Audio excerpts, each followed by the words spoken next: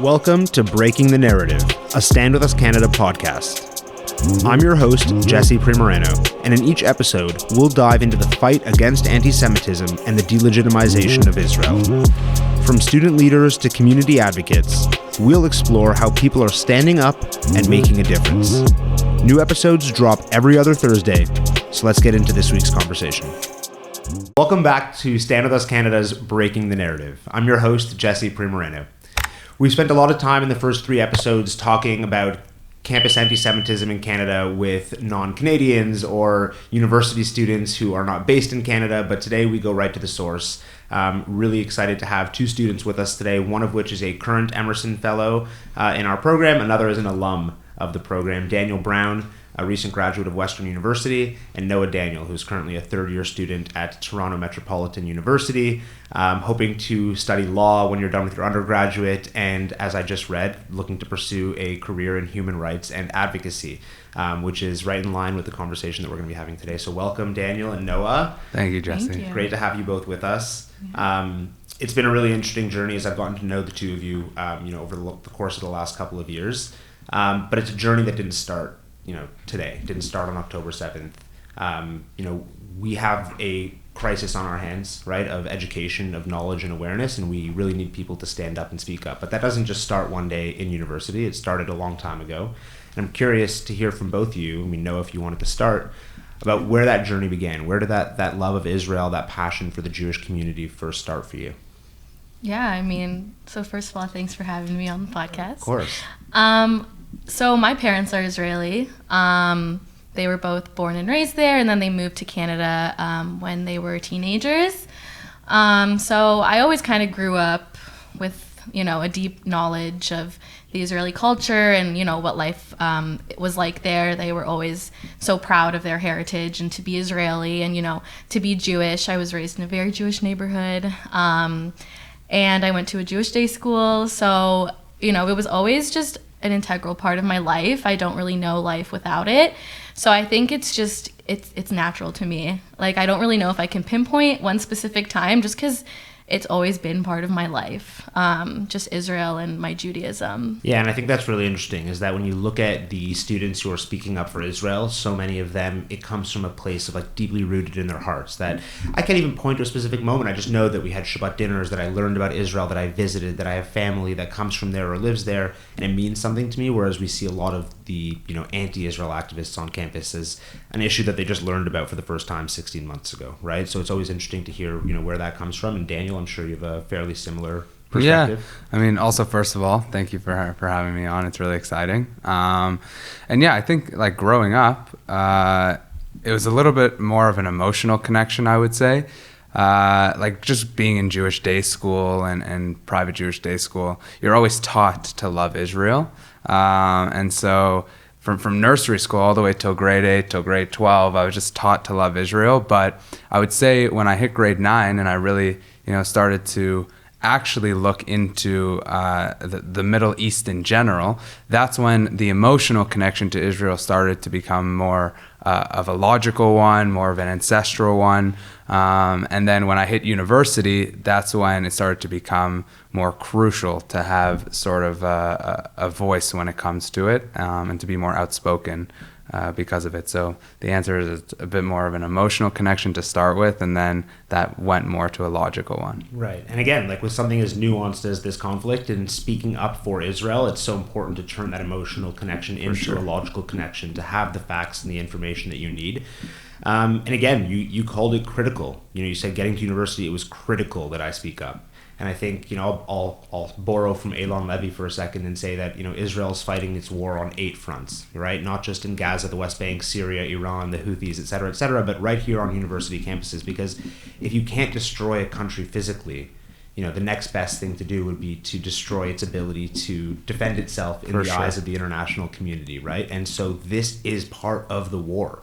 And you guys, I want to take a moment to just commend you on that courage and the bravery that you guys demonstrate in standing up, not just for yourselves and students at TMU and at Western, but when you talk to Israelis and they see what's happening on our campuses, to them it's mind-boggling, right? And to them, in many cases, it's of greater concern to the existence of the Jewish people. It's a greater existential crisis than the one they're facing at home, because they know they can defend themselves. They feel capable and strong in that, but to them, imagining being in your shoes is really difficult. And, I'll echo that as somebody who speaks to the community, every day.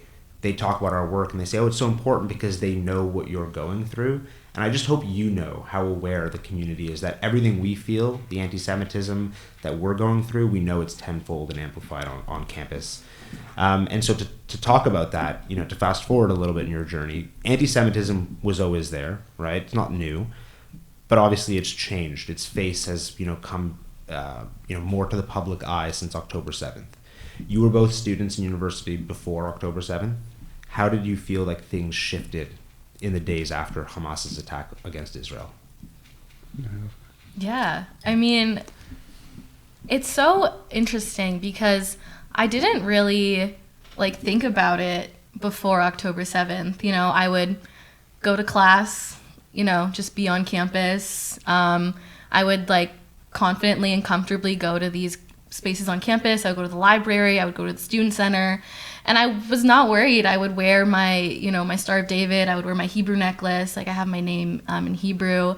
And I would be perfectly okay. And then I think after October 7th, I was so much more aware of my Judaism. And I felt like I stuck out like a sore thumb.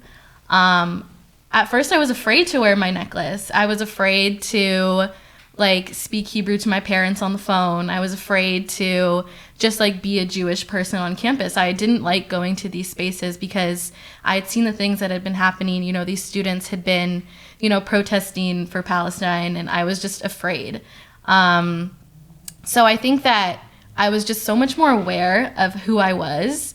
And it came from a place of fear at first. But, as time went on, I began to realize that I don't know if I'm going too much ahead, but our love is stronger than their hate. And if I don't wear my necklace proudly, and if I don't wear my hostage pin, then, they're winning. And I can't let that happen. No, it's a really beautiful attitude. And it's true. Look, you hear a lot of people talk about these spaces and say, well, maybe I should, leave this school and go somewhere else, or I should leave this job and go somewhere else. We need to stay in these places and we need to be proud of who we are. But I want to touch on that for a second. The hostage pin, very clearly positions you as a supporter of Israel. But so much of what we hear from the other side is that I'm not anti-Semitic, I'm just anti-Zionist. How do you respond to that claim as a student who wouldn't necessarily feel comfortable, like you said, wearing a necklace with Hebrew writing or a Magen David or Jewish symbols that have nothing to do with Israel? Mm-hmm. Do you feel like students are separating when they look at you and saying that is a Jew or that is a Zionist, or do you feel like they're being melded into one? Unfortunately, I do feel like people do meld them into one. We've had a couple of tables on campus with the Hillel on my campus. And, one time we were literally just tabling for Hanukkah. We had latkes. There was literally no mention of Israel whatsoever. And people would look at us and be like, why are you here? Mm-hmm. So it's truly unfortunate. And it's very sad to watch. Just because, we were literally just giving out latkes. So I think that in order to answer, that question, differentiating between anti-Zionism and anti-Semitism, I think, again, it's just a matter of education and, telling people check yourself. It's they may have different names, but they're the same thing. And that's why we talk about it all the time, is that you're allowed legitimate criticism of the Israeli government is not going to be condemned by anybody sitting around this table. You want to have a conversation, legitimate conversation, that's fine. But when you're attacking somebody who's wearing a kippah or a Magen David, just presuming they must be a supporter of Israel, it shows pretty clearly where your problem lies and who it lies with. Mm-hmm. It's also just a definitional thing. Zionism is the right for a Jewish state to exist. So anti-Semitism would be hatred of Jews. So by you believing that a Jewish state shouldn't exist, it's clearly anti-Semitism. Just definitionally, they equate to each other. Right. So that's been honestly a tough thing to explain to people, because it's very easy for them to get caught up saying that anti-Semitism does not equal anti-Zionism, but definitionally they do. It's quite clear that they do. Right. And do you feel like most people that you try to have these conversations with even understand the definition of a Zionist? No. No. Right. The answer is definitely not. It's really tough to even have a conversation with them about that when they have no idea what even happened on October 7th in the first place. And the very few people that do have no idea to the extent of what even happened on that day. So if you have no idea what happened on October 7th, if you have no idea what the history of Israel is, how could you possibly explain to somebody Zionism or anti-Semitism? I mean, you're on a totally different wavelength at that point. Right. Which I think becomes the most difficult part is when, there's an unwillingness to conversate or to learn when a certain side says, look, this is my perspective and you're bad people, so I don't want to hear what you have to say. But has it been challenging outside of those who are clearly anti-Semitic and hateful, but even in the classroom, right, where you have professors that you rely on to, to educate you and to share facts and history with you? What's it like to sit in the classroom and see somebody so blatantly misrepresent Israel or the Jewish people? Yeah, it's a tough thing. I mean, it comes down to also like when you're writing papers and that sort of thing. I'm fortunate that I took business accounting, so I mean the numbers are either right or they aren't. There's not really too much politics that goes into it. But when I took like poli-sci courses and those types of courses that are in that format, it gives the professor the ability to have their own biased opinion, and for you to not be able to have your own opinion and to just follow along with it. Otherwise, you risk getting a bad grade.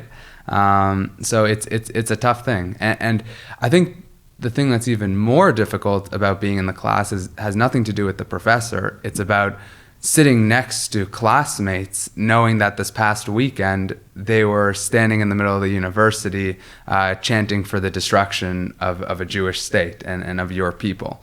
So I don't even think being in a classroom has anything to do with the professor. It has to do with your classmates that you're sitting directly next to, knowing what they think about your existence. And knowing that in many cases, these are students who are actively seeking out Jewish and pro-Israel students to dox, to target in one way or another, right? Like you're both very vocal in your support for Israel. You're, you make it available on your social media. I know you had an instance at Western where a couple of close friends of yours were doxed and, posted on social media for everybody to see. And then you got to go back to class the next week and know that not only are you sitting next to people that, don't want you to exist, don't want you to share a classroom with them, but that they know it's you and that they're watching you and that like you're trying to sit in your class and focus on your lecture.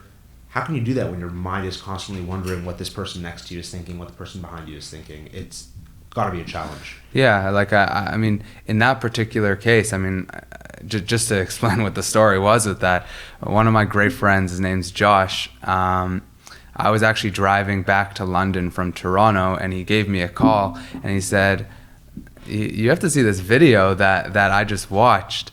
He sent it to me, and I pulled over on one of the side streets of the highway, and I watched it, and there's hundreds of people in the middle of our campus, and they're chanting for the doxing of his name. I mean, they're chanting his name out and repeatedly chanting and saying, you have to go to the administrators and report him.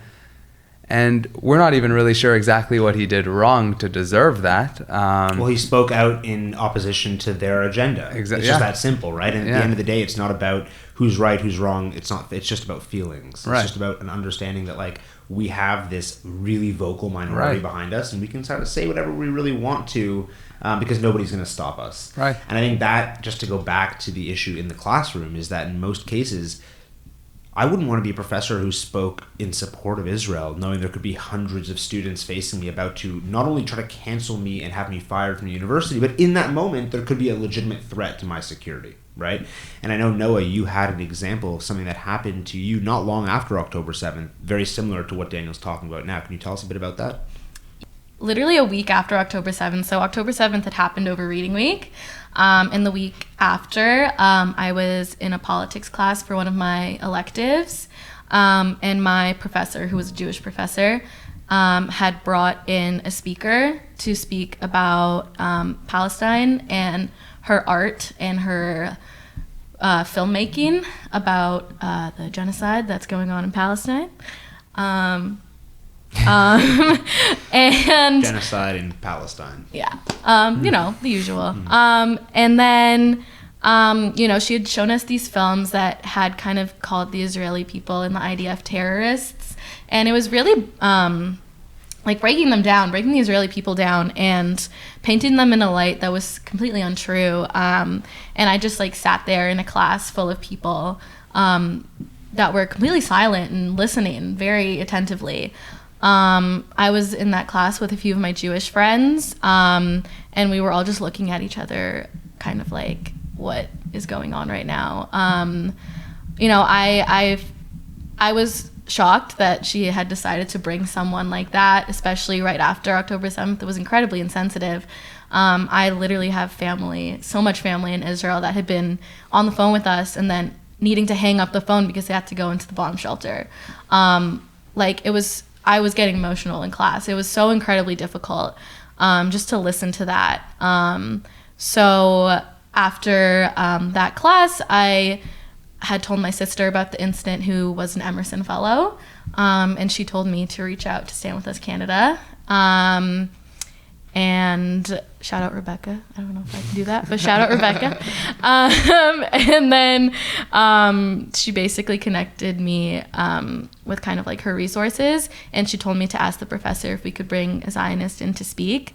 So the professor reluctantly agreed, but we were able to bring Gil Troy to come speak to the class, kind of about Israel and the roots of Zionism. Which I thought was a great talk, but my class did not agree. People were very cross with him. People were very rudely leaving the class. People were yelling at him. They did not give him a chance to speak. And then he was on a Zoom call, and the teacher very abruptly ended the Zoom call while he was speaking. So it just kind of showed me I think that was one of my first real experiences with some pretty blatant anti-Semitism. Again, as I mentioned earlier, I was very lucky to live, and I'm still very lucky to live in a very Jewish neighborhood. And I grew up, surrounded by people who had the same views as me. But this was my first, real experience with some pretty blatant anti-Semitism, and it was very disheartening. But it's also the reason why I'm here today. Part of the reason why I'm here today. StandWithUs Canada provided me with so many resources. And that's why I'm here. Yeah. Well, look, I'll just touch on that for a second. I'll say that, we have resources, but those resources are useless without students that are willing to speak up and do something with them, right? So, we're really proud of everyone and what they accomplish, and we're happy to stand by your side. But as it relates to this instance in this story, I want to just touch on a couple of things. The first is, first I want to ask, what class was this in? I believe it was politics and movements. Politics and movements. Okay. Yeah. So fair enough. Somewhat at least relevant to the course content, and got to give the teacher, professor credit for allowing you to bring another speaker in. Sure. But it felt like a charade, right? The whole thing was a charade. The Zoom call was cut off early. Students were allowed to come and to go and to protest on their way out of the classroom. The part that I think stands out the most to me is you hear a lot of pro-Palestinian activists say, well, the only path is resistance, right? You don't listen to us if it doesn't involve us committing some kind of a violent act. And if that's going to be what gets you to listen, that's what we're going to have to do. It's really fascinating to hear that that's their bottom line when at the same time they're completely unwilling to engage in any type of conversation or dialogue before committing to violent resistance, right? Which in this case, it's not violent, but let's talk about honestly, the fact is you guys are both very well raised. This is an academic, a multiple time published author who is a historian and an educator, Gil Troy, very renowned speaker. And these 18 and 19-year-old kids are calling him a terrorist, a genocidist, a baby killer, walking out without hearing what he has to say because they've decided that at 18 years old, they know better than Gil Troy does, right? And it speaks, I think, to the root of the issue. Do you have any other stories similar to that in terms of, anti-Semitism that you've experienced firsthand, things that you've felt from students around you? Yeah, a couple of things while I was in university. The the first one being when I was in residence. I went to someone across the hall from me, just someone on my floor's room, and I walked in also with my Jewish roommate. We were the only two Jews really in res just because of COVID that year and other circumstances. And we walked into their room just to hang out. It was probably halfway through the school year. And we opened up the cupboard just to get a cup of water, and there was a mug with a painted swastika on it. And that was my first time at university really experiencing anti-Semitism. But I mean, a couple of other things happened after that, also socially in university. When we would go out at night, if you're wearing a Magen David, especially after October 7th, like wearing a Magen David or a hostage necklace, like it's like a guaranteed someone's going to say something to you about it. So yeah, it's like it's a tough thing. I think the tough thing on campus is that no matter where you went on campus after October 7th, you're in front of your face, you're seeing Palestinian flags and posters calling IDF soldiers terrorists, and like I have friends who are in the IDF, and I know that they're not terrorists, you know. So it's just kind of how in your face it was, and on campus we couldn't really just be students. Like you had to every day be some sort of political activist when really all you wanted to do was just, for me, learn accounting. So that was probably the tough thing on campus. Yeah, and I think I'd love to dive a little bit deeper into that. You know, you're students. You're going to university. You're having an experience that most humans would be so grateful to have, the opportunity to be in a place of higher learning, to grow as a...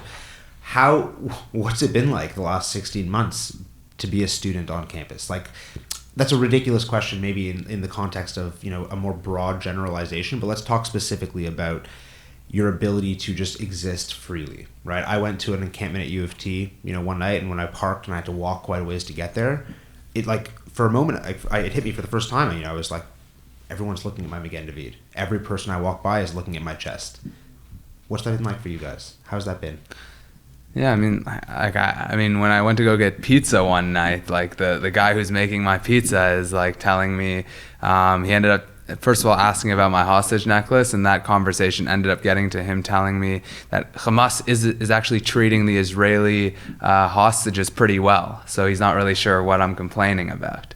So, like, I mean, I think what's really shocking is how widespread it is. I mean, like on campus, like wherever you go, you're getting hit with it, and yeah, like that's really the experience. But you guys are strong, right? The fact that you've chosen to participate in the Emerson Fellowship shows that you have the courage to stand up and to fight back against these people. Not everyone does. You know, I've heard stories. I got phone calls. You know, my daughter hasn't left her dorm room in 3 months. You know, things like that. What's it like for those who don't have, and I don't want to say don't have the courage because that's the wrong word, but the strength, you know, or maybe even the confidence, right? Because it isn't always about being brave or strong. It's about, this is a very nuanced conversation that I don't really know how to talk about. How about for those students? Do you have any friends that have been affected in a significant way like that? Yeah. I think that's so hard. Like, if this was a year ago, that would have been me. I would have been that student. I genuinely, so I can understand where they come from. It's scary. Like, it's scary to go on campus and see people who literally want you dead. It's scary to, you know, go to campus and to have someone literally just like look at the jewelry you're wearing and be like, you dirty Jew. Like, it's scary. So I think that, you know, thankfully, at least at TMU, it has died down a little bit. But in that first year, it was so scary.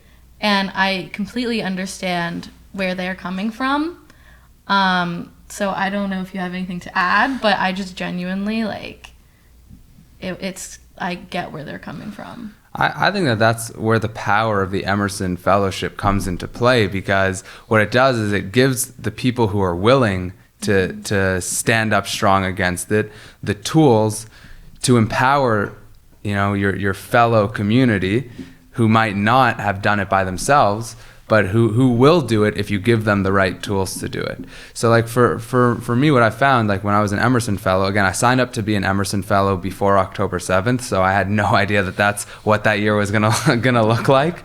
I definitely did not sign up for a year like that as an Emerson Fellow, but glad I did it. But I think what I found is like the Emerson Fellowship gave you tools so that you could be at the forefront of everything going on campus. And then what that ended up doing is trickling down to the rest of the community, because they see you going out and not caring about any backlash or anything that could happen to you. And then it empowers them to kind of do the same. So at Western, I'm incredibly grateful for the Jewish community that I had there. And when we would do events and stuff, with a couple key people standing up and saying, I'm going to stand in the middle of campus with a hostage poster. The next person does, and the next person does. And then suddenly we have 200, 300 people standing in the middle of campus in the busiest spot holding hostage posters. So I think that's where the power of the Emerson Fellowship comes into play, is that it gives the right people the tools necessary to then engage everybody else. And to create that ripple effect. 100%. Right, because I think,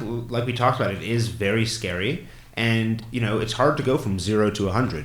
But if you take one step at a time, just a little post on social media to start, go and stand at a table on campus and just listen and watch from the side, whatever it might be. I mean, look, it's a hard thing to take on.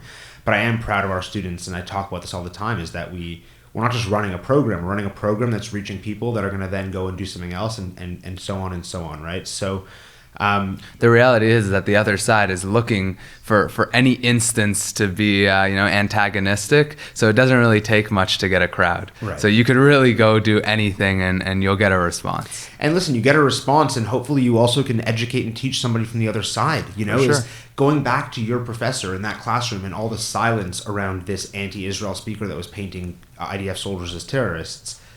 For a lot of people who don't know better, it's a sad story to hear, but the problem I have is not with the silence when they listen to that speaker, it's with the outrage when they listen to the Zionist speaker, right? And so again, we go back to this, it's that, for all the crowds and the mobs that come to your protests that are anti-Israel, there's definitely going to be a few people on that side that heard what you had to say that day, sure, that learned something from it. For sure. That's why you do it. Yeah.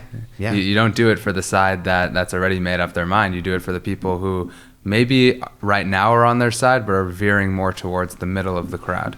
And how have you felt on campuses? Because I think in the broader community, it feels like there is starting to be a shift a little bit away from, vitriol towards Israel and more towards, okay, you know what, like, I'm really tired of having my life disrupted by these activists, these demonstrations, showing up at Santa Day, Santa parades and Remembrance Day ceremonies in November.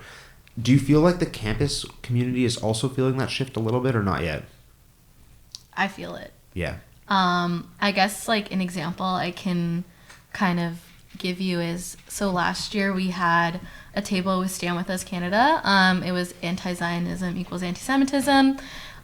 So we did it last year, and then we did it this year. Last year it was very messy. It was very loud. There were a lot of people coming to the table and basically yelling at the students who were there. A few of the Emerson Fellows were there last year, and just other students as well as some staff. And yeah, it just got very, very heated. And now let's say this year, we did it again just recently, and it was a lot more calm.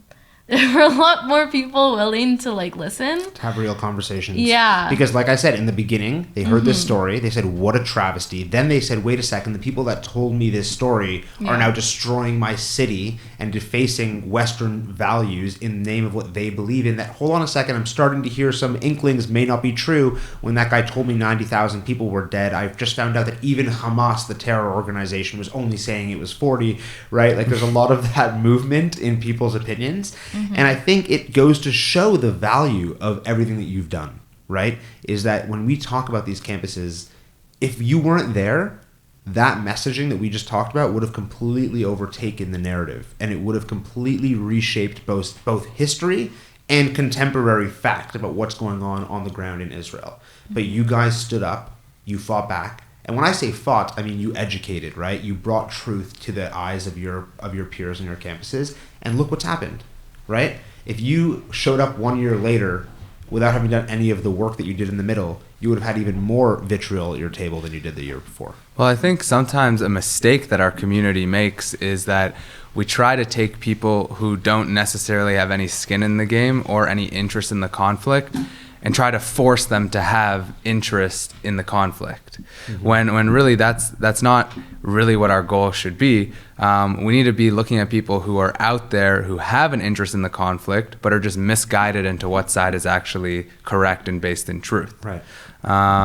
So yeah. And I think that's what's actually interesting is that as this has evolved, what's happening in Israel is not necessarily like you said, the Canadians don't necessarily have skin in the game as it relates to that, but they do have skin in the game as it relates to our societies here, right? And what we're seeing in our own backyards. Right. And to answer the point about how the general society is feeling, I definitely feel outside of campus and on campus that people are a little bit fed up with the way in which the other side has gone about trying to promote their message.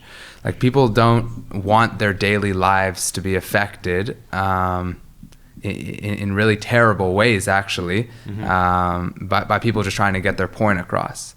They want to be civilly put into dialogue as opposed to forced into dialogue. So, like, for example, like the encampments, like that was, to be honest, the greatest thing for the Zionist point of view that could have happened in North America. The fact that's what the encampments did and how it unfolded, and how in some cities we saw, like especially in the US more, but we saw like police getting involved in riot situations happening and them literally targeting people wearing kippahs and stopping them from going to classes. That was actually one of the greatest things that could have happened for us, because it allowed us to show the regular average Canadian and American what we knew this entire time and what the other side is all about. Right.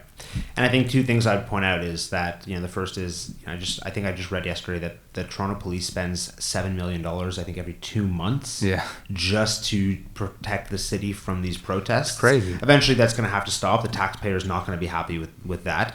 But the other thing, again, like I just read yesterday that, Canadian politicians are having to have increased security from the RCMP because they feel there are credible threats to their security while they're campaigning from anti-Israel protesters. Yeah, it's crazy. Right? There's going to be a time where these politicians are not going to continue pandering to this voter base because they said, well, you know what? I tried being nice to you and you still were threatening my security.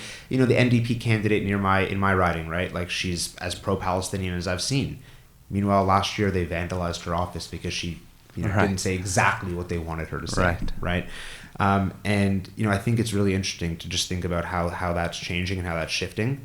And you look at this movement and you look at, for example, Queen's University this week, right? So they had an encampment at Queen's. The school said, fine, if you leave, we will consider divesting from Israel.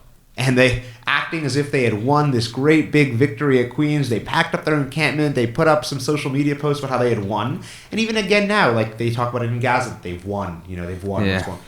Meanwhile, this week, Queen's University comes out and says, we're not divesting from the state of Israel. Right. It feels like this movement hasn't learned just yet that people will placate them for a few minutes before telling them, we're not going to do what you want. And I don't know if they're learning that lesson or not now, but it seems like you said the crowds are thinning out a little bit. But there's a reason for that. The reason for that is because at a surface level, it might seem to your average person that they're actually right. But the second you dive a little bit deeper, no matter which angle you hit it from, the bottom line is that the truth is always in the Zionistic point of view and our side. And so, like, if you go back to why we feel so strongly to be able to go out and promote that message, it's because we know that we're right. Like, we know that the Zionistic point of view is the correct one, because no matter which way again you hit it from, that's where you get to. Yeah. And I guess that's why these folks at the encampment and beyond are so unwilling to have any kind of a conversation. Yeah, because it's because they know a conversation doesn't go so well for them a lot of the time. Right. So let's talk about that a little bit more, but from our side. Things have gotten better because of our effort, and also because truly, like I said, even in Gaza, what started as effective propaganda to pull people onto their side has turned into, wait, so why are civilians in the streets celebrating in front of a coffin with a 2-year-old baby inside, right? Why are they forcing these hostages on stage before they send them home? People are really asking these questions. And I think at the same time, we need to ask questions, of ourselves too, right? And to understand better what we could be doing, to bring the community together. So as students who have been so involved in this, journey, this experience, what do you think our community needs to do better to speak up for itself, to bring ourselves together, to be more united? It's a tough question to answer, because sometimes it's harder to say what you're doing wrong as opposed to what the other side is doing wrong. I said, we've been spending a lot of time talking about what they're doing wrong, and I'm not saying what we're doing wrong, because like you said, we're based and grounded in truth. But I also think, for example, there is a lot of infighting within the community about trying to decide, which way is the right way. Yeah. Whose organization is doing it best.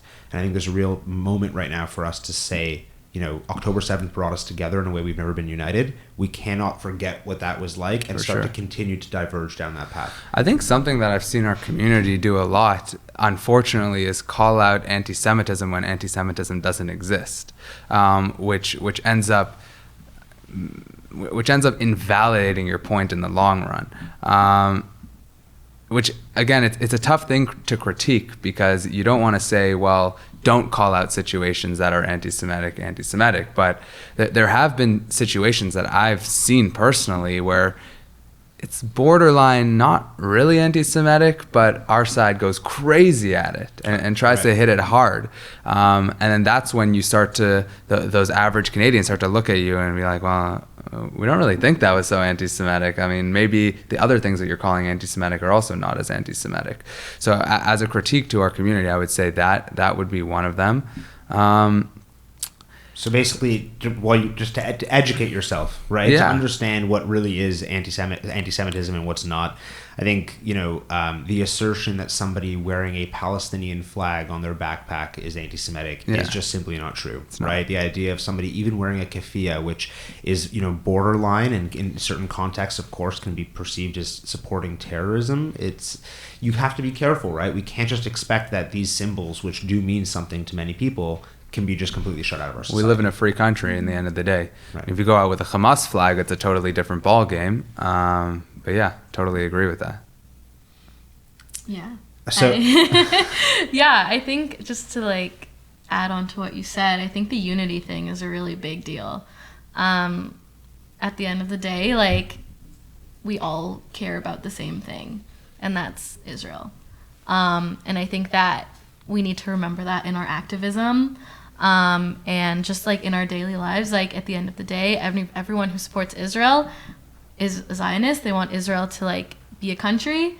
And I just think that the unity thing is just really important. As well as just education. Continue to educate yourself so that you can help to educate other people that may not necessarily know what's going on.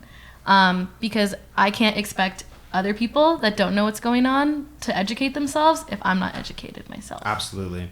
And look, we get this question all the time. Like I said, what do the students need from us? What can we do to help them better than we're helping them now? And so we'll answer this question for you. Nobody needs you to go to the university dorm rooms and deliver them challah and candles. There's 1,000,001 people and organizations that can do that. What the students need you to do is to go out and to educate yourselves first, to understand what really is anti-Semitic, what the nuance and the history behind the state of Israel, and more importantly, like you said, Noah, to be united. I think to understand that there are so many different ways to get to the goal that we are looking to get to, right? There are some people that want to go and wave Israeli flags as loudly and as much as they can, and there are others who want to get into the boardrooms and talk with lawyers and chiefs of police and to do diplomatic work that way. And there are many others like you who are going to educate their peers and just keep having these conversations, right? But it doesn't matter whether you think your way is the right way or someone else's is the wrong way. Let everyone coexist. Let us all do what we need to do to get to this goal and stop trying to tear each other down, which feels like there's a lot. Yeah, I think that the added point to that is what people in the community should do is lead by example.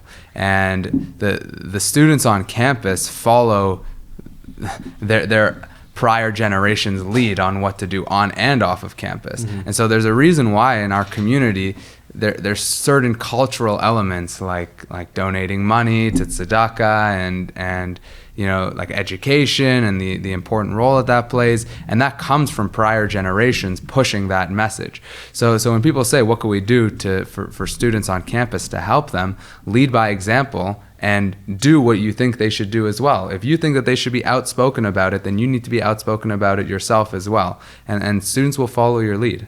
That's a really great point. Lead by example. You guys are leading by example every day. We've mentioned the Emerson Fellowship a few times on this podcast today, and we have viewers from all around the world, and I'm sure many in Canada who also just aren't familiar. So I'll take a quick second just to talk about the Emerson Fellowship and what we're trying to do at StandWithUs Canada. We had just over 70 students this year participating in the fellowship, which takes them out to LA in August to learn about Israel, to have conversations, to explain the nuance, the history, and enough to give you the opportunity to have a conversation from an informed perspective, teaching you to identify, to combat and respond to anti-Semitism, to deal with your universities at times where you feel like you have no support, and to give you the tools to be leaders in this space on your campus. You're tasked with coming home, running 6 programs to educate your peers, workshops, presentations, speakers, whatever it might be, to help change the narrative around Israel and to keep it based in fact rather than in fiction and in feelings. And again, we feel like by doing this, we're not only helping to spread education, like you said, Daniel, not by with one person coming into a classroom and learning, but by you guys going out and finding others, but also in building the next generation of leaders, right? And helping you to, at a time where unfortunately our universities are stifling you as young people, we feel like we're giving you an opportunity to speak up, to do what you want to do. And Noah, you said this before, to do it in a way that you feel strong and empowered to do so with the right people and resources behind you. And so it's a journey that you've been on. It's something that I hope you've felt proud to participate in. But let's talk about some of the frustrations too, right? Let's talk about trying to speak up in this space while your universities are, like I said, trying to stifle you. What has that been like? What has the response been like from your universities? Are they doing anything to support Jewish and pro-Israel students on their campus? And what do you think they could do more of to help? I think at the beginning, it's a very, very interesting thing. That's obviously been one of the main questions that a lot of people have is, are the universities doing enough? Are they doing it in the right way? I think that the trouble at the beginning, and even now, is that what ended up happening is the universities would condemn always anti-Semitism and Islamophobia. Mm-hmm. Always. There is never, we condemn anti-Semitism or we condemn terrorist attacks, like something so simple. It was always, we condemn anti-Semitism and Islamophobia.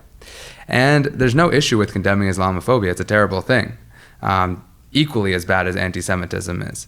But when you do that, it doesn't represent on the ground what's actually going on.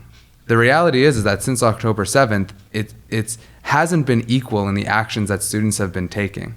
Way, way more on the other side. We see more violence, we see more targeting of students, we see more anti-student conduct behavior on campus, and to equate the two to each other and to say we condemn anti-Semitism and Islamophobia as if the two are taking place on campus to the same degree is not fair to the student body, and it's definitely not fair to Jewish students. So that's what I would say on campus. The school has been pretty good, like at least at Western, at providing support for both students.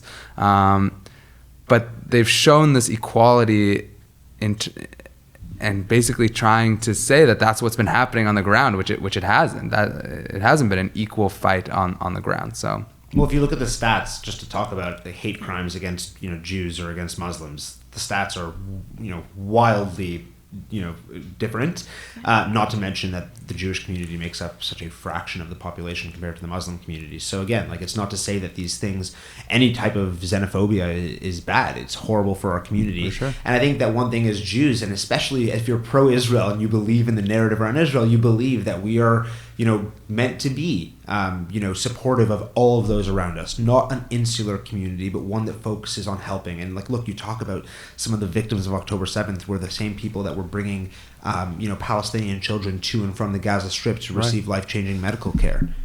Some of the Jewish students on your university campuses are those working the hardest to build coalitions between Jews and Muslims. But for some reason, again, there's an inability to sort of discern the difference between those two. Noah, you were at TMU when the law school, which you, I think, you're hoping to attend law school. I don't know if you're going to attend there. I got accepted there. You got accepted there. But again, what is that like for you as somebody who's, I'm sure, had a dream of going to law school for a long time, to say, well, look, there's a law school. It's in my hometown. I can stay close to my family and I can get a great education. But wait a second. Last year, they signed a letter that effectively threw their support behind Hamas, as liberators. And, what's that like for you to have to factor that into your decision of where to go to school? Yeah, it's such a hard decision. So I got accepted into 2 law schools. I got accepted at TMU at the Lincoln Alexander School of Law, and then I also got accepted to the University of Windsor. So my first thought when I got into both is, how can I exist as a Jewish student on these campuses? Luckily, I know Jewish students at both programs. We have an Emerson Fellow currently at the University of Windsor who is in his last year of law. And then I also have a friend that goes to TMU. She's in her first year of law. So that was a big question I had for both of them when I was speaking to them about my decision. What is it like to be a Jewish student on campus? What's it like to be a Zionist on campus? And I think that unfortunately what TMU did sign, they did sign that. But I also, speaking to my friend who goes to the law school, she tells me I have a great relationship with the dean. Which was very, nice to hear. And she says, I have a good relationship with my classmates, when they know I'm a Zionist, they know I'm Jewish, and they're curious about it. And I think that curiosity is something that, if I do attend either law school, is that if people are curious, then to continue to spark that curiosity, to add more, to add fuel to the fire, to answer their questions. Because, again, that's what creates change, is by answering these questions and by allowing people to be curious. We want them to be curious. So I think that in deciding which law school I want to go to, my Judaism is definitely the forefront for me. Same thing with Windsor. The other Emerson Fellow, he has told me that, it can be hard sometimes, because Windsor is not a very Jewish city. There are not very many Jews. So, yeah, I think just in my decision, I have to decide what I want my life to look like as a Jew and as a Zionist on campus. And I think in either one, there will be some hardships. Unfortunately, I don't think you can avoid that. But I think that the tools and the knowledge that I have right now will be absolutely vital in the way I present myself as a law student on these campuses next year, either one. Wow. Yeah, that was a really beautiful answer to listen to. I have a few things. The first thing I want to say is that, that curiosity is the most critical part of this whole conversation, right? Is that if you can get somebody to even have a conversation with you, it's actually okay if they start by saying something like, Israel is committing genocide, it's a horrible thing. You don't need to turn your back on that person and be like, well, I'm done, I won't talk to you, if that's the kind of language you're going to use, because in many cases it comes from a misguided, misinformed place, and that's actually an opportunity for you to change somebody's mind, to educate them, to help them understand the truth. As we get closer to the end of the conversation, I'd like to sort of play on that a little bit and say, first of all, what have you found to be effective in your time as an Emerson Fellow, or even just as an advocate for Jewish and pro-Israel students on campus, that you can share with other students that might be listening to this podcast, or to parents who might have kids in school? One of those things is, like you said, Noah, don't be afraid to have that conversation, to pique that curiosity and to take it down a different road. But what else have the two of you found to be effective that students could benefit from hearing from you as those who have been through it? Do you mean in terms of engagement and that getting people involved in the conversation? In terms of anything, in terms of either engaging others in your cause, right, bringing other students closer to this mission, in educating those who are opposed to us, in making headway with your university, in feeling comfortable on your campus, in anything.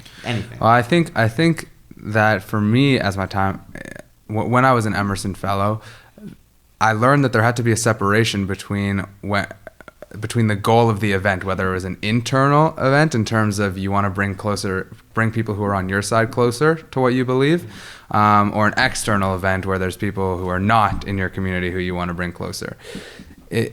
What I learned when you're doing it for internal, for people in the community, is that, like, for example, we did a run fundraiser, and we kind of just said, what is something that would fire people up about the cause? What is it that people care about? How can you succinctly express that through videos and social media posts and like other engaging things? And that was the most successful thing that we had ever actually done in the year after October 7th, at least as my time as an Emerson Fellow. So that's kind of internal. You have to look at it from the other side. And again, you also have to look at it from the other side, but in a bit of a different way when it's external. And you kind of have to ask yourself, is it worth it to say something very controversial or to do something very controversial that's going to turn people off from what the actual mission is? Like, I think this was before October 7th, but Stand With Us actually had an event on our campus where you guys were bringing around Israelis.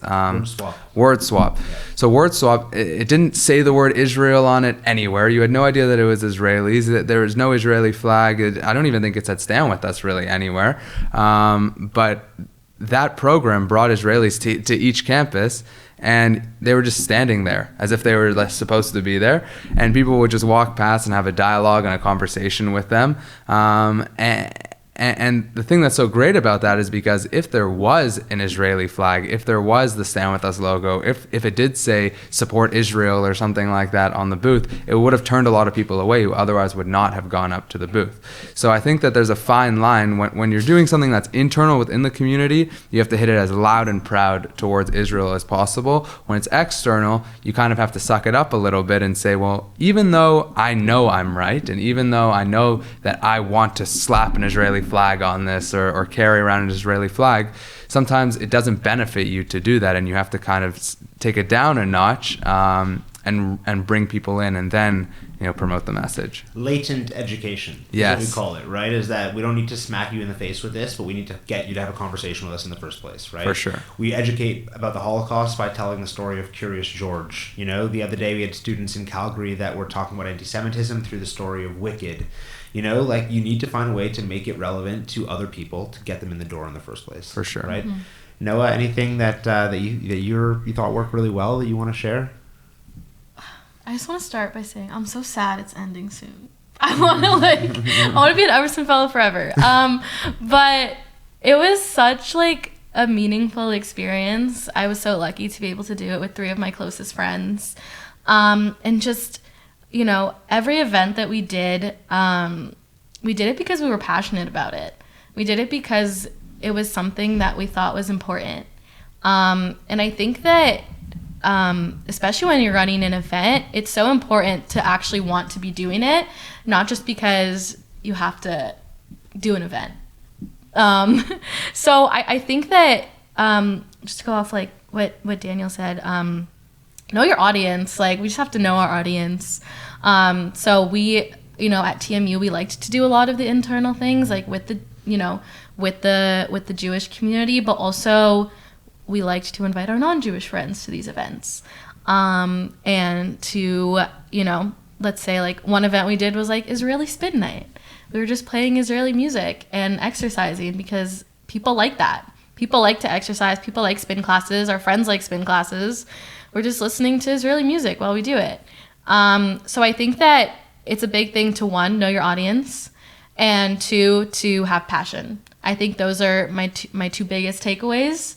Or 2 of my takeaways. I've had many big takeaways, but those are 2 of my things with the events that we ran is it doesn't work if you don't care about it or if you don't have passion about it. And if you don't know your audience and you don't know who you're serving. How would you answer that? You've seen hundreds of events. You've ran a lot of events yourself, big events. You've been exposed to a lot of events that your students have been running as well as Emerson's. How would you answer that question? What makes a successful campaign? Well, I mean, look, I think you guys have covered so much of it already so beautifully, and that's not a cop-out. It's true, right? Is that, like, you know, you have to really be considerate of what your goals are, you know, and understanding the best way to get there without having to force anything in. You know, reaching diverse communities is key. But I think the biggest thing is, you know, making it feel real. You know, is that when you make these opportunities, moments feel real to people, they feel that impact a lot more. And, you know, we've done a lot of great events. Our students have done a lot of great events, but it's the ones that have that authenticity to them that are really different, you know. And so you talk about word swap, for example. These students that we brought from Israel would just stand on campus, like you said, and they would walk up to somebody and just say, hey, we're giving out free coffee, you know, and just start a conversation. It was natural, you know, hey, what's your name? I'm Jesse. Oh, nice to meet you. You know, I'm from, you know, maybe Jesse was the wrong example, but, you know, like, my name is Yotam. And then they'd be like, oh, I'm like, have you ever heard the name Yotam before? It's actually an Israeli name. Yeah. Wow. And then they get into a conversation. And, you know, I also think at the end of the day, you know, it's about not having just one goal behind an event, right? It's about having to be able to hit multiple check, you know, boxes for every event. So maybe you've served an educational purpose. Maybe you've brought the community together. Maybe you've left them with somebody to think about on their way out. And that's the number one thing I always say, that everyone who leaves an event should be left with a great question, something to think about as they go home. And as it relates to our students, I mean, the work that you guys are doing, there's no good and bad because it's so different. I think that's what's really interesting for us. From our offices, we sit back and we're like, wow, like, look at the variety of programs that we see, because every student in our program is so different. And embracing what makes you different, I think, is also, you know, an important part of it, and bringing your own spin, your own identity to the program too. Interesting. So, look, let's wrap up on a positive note, like I just said. There have been some silver linings to all of this, right? Is that, you know, we see students like you who've had the courage and the bravery to step up, right? Community members the same way. People have taken on whole new areas and elements of their lives that before were, you know, completely separate and reserved for, you know, the weekends or their social media posts or whatever. We were at the Stand With Us conference, international conference, 2 weeks ago. That was a silver lining for me, was to, you know, be there and to see hundreds of students from around the world that are all there for the same reason, right? Like-minded people that are here to support the same cause. For you guys, is there anything, you know, positive, any kind of a silver lining you can take away from the last 16 months? Well, I mean, of course, the big one that everyone always talks about is unity, but I think it stretches far beyond that, because at the beginning it was unity, and then you kind of thought to yourself, okay, Israel's kind of basically won the war in Gaza. Of course, there's still hostages there, so it's never over until all of them are back. But you kind of start to think to yourself, it's been a long time since October 7th, unfortunately a very long time since October 7th. When's that unity going to fade away and kind of go to how it was before, where no one was really still gathering for events and doing those things as a community? And the biggest silver lining for me is that doesn't seem to have actually happened.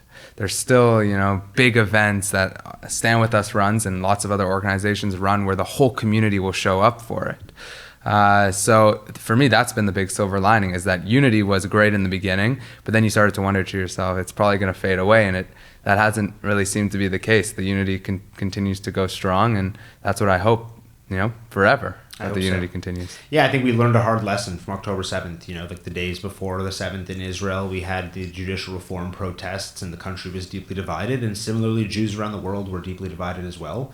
And I think we learned through that, you know, we can disagree on Israeli policy, and we always will. But disagreeing, you know, too strongly and making those fights too ingrained in our relationships with each other is not something we can allow, you know? For sure. Noah, anything else to add to that? Yeah, I think, you know, the unity thing is so big.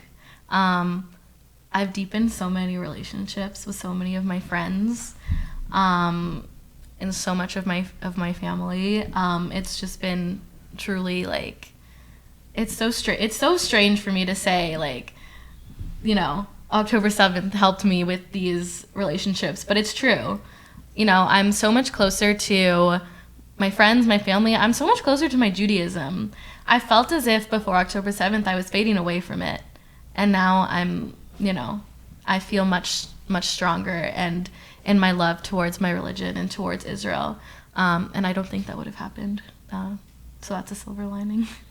Yeah. No, I think it's really interesting. And this is, maybe going to be a controversial take, but that's sort of, fine by me. There's a lot of uproar in the last couple of weeks over a podcast in Toronto from the Toronto police who talked about how the attacks on Israel on October 7th made people feel closer to Islam, which I think was something that is probably something that made the Muslim community as unhappy as it made the Jewish community, right? It's like we were so scared to hear that people felt closer to a religion because our people were slaughtered and kidnapped. And I'm sure also that 95% of Muslims who oppose the October 7th attack on Israel would be deeply disappointed and concerned to hear that connection being made as well.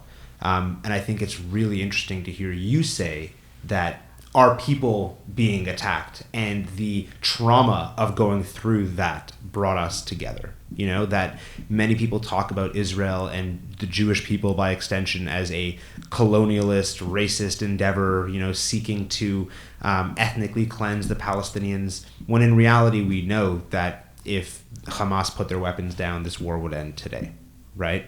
It's not the Jews that seek violence. It's not the Israelis that are looking for war. It's the Israelis who are looking to live peacefully as they're attacked time and time again by their neighbors. And like I said, I do like to leave on a note of hope, but I think this was too stark of a contrast to not point out. And the only hope I guess I'll take from it is to say that as long as we keep leading with love and leading with goals of peace and prosperity and happiness, and like we talked about unity a lot in the last 10-15 minutes, the next step to that unity is to coexist with the Palestinians that live on the other side of our border, right? We are not calling for the ethnic cleansing of Palestinians from the areas surrounding Israel the way that they're calling for the river to the sea to be free from Jews. And that's what's important to really explain to people. Like I try to explain to people as much as possible, like you don't really understand actually how much Israeli people want peace. They're highly peaceful people. And people kind of get caught up in what they hear in the headlines and they paint Israelis as this war-loving nation and how but it's just not the case. And I think it's important to show people that. It's tough to do if they're not actually in Israel to see it. But that's the bottom line. Like Israelis are incredibly, incredibly peaceful people. When you attack their people, it's a totally different story. But to the core of them, they're incredibly peaceful people. I would go even further, Daniel, to say that it's their goals of this war on Hamas are actually still peaceful goals. It's not that they've turned into this unpeaceful people. It's that they understand if we can remove the terrorists that live on our borders, there's an opportunity to live in peace, right? We've seen them build peaceful agreements with many of their neighbors, and at the very least, we've seen them learn to coexist with countries that maybe they don't see eye to eye with. But if there are terrorists shooting rockets at you from, not too many feet away from your house, you're going to do something to stop them. And that is another huge part, I think, when we talk about the core misunderstandings of this entire conflict, is that we all believe that every Palestinian life that's been lost through this is a absolute tragedy, right? But the difference is that our side understands the truth that these lives lost are a result of the Hamas efforts to destroy Israel. For sure. That there's not going to be a peaceful response to a terror group that shoots rockets at civilians while dressed as civilians and hiding within civilian populace and within hospitals and schools. And that to me is the hardest part, is that they don't understand that we disagree on the root of the harm. There's only one democracy in the region there, so yeah. So anyways, all this to say that that fight, that effort that you guys are going through to deal with people who are in many cases hateful, or in other cases at the very least misinformed and putting the blame on the wrong place, is extremely courageous. You're very young people. You haven't had that experience that many of us have had that has hardened us in our lives. In university, you're supposed to see everything as, beautiful, sunshine, rainbows, and your experience has been tainted. It's been tainted by a movement that has been perverted by people who have hateful, feelings towards the Jewish people. The pro-Palestine movement used to be really a beautiful thing, and it's been perverted against you. And so I want to end this by saying that, on behalf of everyone listening, because even if they're not pro-Israel and they're listening to this, they have some thoughts and some questions, which is what brought them here in the first place. And you guys are the leaders of the next generation that are going to continue to carry this conversation forward. Because we talked about it, progress has already been made and will only continue to be made if we continue to speak up. So on behalf of the whole community, I really want to thank you guys, for everything that you've done. You're an inspiration to all of us. And we really look forward to, Noah, you said you're sad the program's done. Yeah. Now it's on you to decide what comes next and how you carry it forward. And Daniel, who's already an alum, has done a great job of that and has stayed connected to the organization. So there's always a place for you around our table and at our meetings. And I'll just wrap up by saying that for those of you listening, applications are still open for our Emerson Fellowship for university students and our Leventhal internship for high school students. So if you are, or if you know a student that is interested in taking this journey that Noah and Daniel have done with such grace and strength, you know how to reach us: social media, websites, etc. StandWithUs Canada. We're here for you. We're here for your students, and we appreciate everything that you've done to be there too. And you said at the beginning that your tools that Stand With Us gives are great, but you need the people to actually use them. But it works both ways. The students and the people using them actually also need the tools as well to make it impactful. So we're very thankful for what you do for us and what Stand With Us does for us. And as long as you keep providing the tools, students will keep using them. So that's the hope. That's the goal. Thank you for tuning in to another episode of Breaking the Narrative. A pleasure to sit with Daniel and Noah, and we'll look forward to seeing you next time. Thank you.